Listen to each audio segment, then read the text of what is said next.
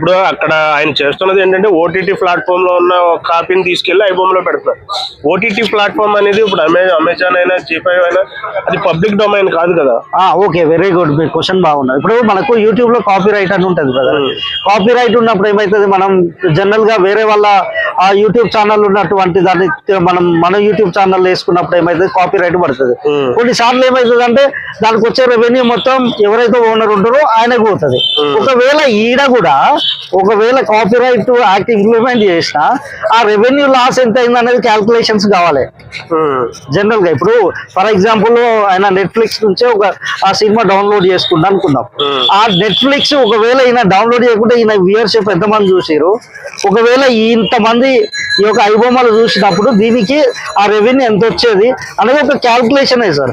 అట్లా ఒకవేళ రికవరీ చేయాలనుకుంటే దాన్ని బేస్ చేసుకొని కాపీ రైట్ కింద ఏమైనా ఫైన్ వేయడం జరుగుతుంది తప్ప ఆయన జైల్లో పెట్టి లేకపోతే సంవత్సరాలు ఉంచే ఆస్కారమే లేదు.